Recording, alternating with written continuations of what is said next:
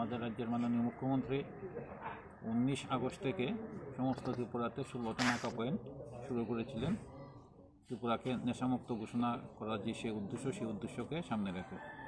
তারপর আমরা রেগুলার এই চুরাইবাড়িয়ে যে নাকা পয়েন্ট আছে সেগুলো এখানে রেগুলারলি আমরা সাকসেস পাচ্ছি।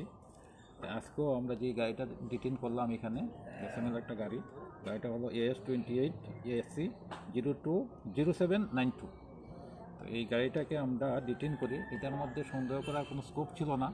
সব কিছু গৃহস্থলীর যে মাল থাকে, টিভি, ফ্রিজ, সুপার সেট, কাপড় চোপড়, লেপ তোষক, এগুলির মধ্যে সুপার সেটের মধ্যে আমরা টোটাল 150 কেজি গাঁজা পেয়েছি এবং দুজনকে অ্যারেস্ট করা হয়েছে, মুজিবর আলী এবং জাহাঙ্গীর আলম বলে। একটা এনডিপিএস কেস নেওয়া হয়েছে, ইনভেস্টিগেশন চলছে। তাদের বাড়ি কোথায়? ওনাদের দুজনের বাড়ি বঙ্গাইগাঁও, আসাম। গাড়িটা আসছিল আগরতলা থেকে এবং যা কাগজপত্র পেয়েছি মালগুলি যাওয়ার কথা ছিল দিল্লিতে।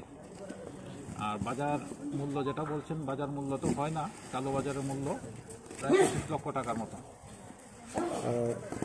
আসলে এই ত্রিপুরার চুরাইবাড়ি এবং আসামের চুরাইবাড়ি দুটা যে গেটে রেগুলার আমরা চেকিং হচ্ছে এবং ধরাও পড়ছে।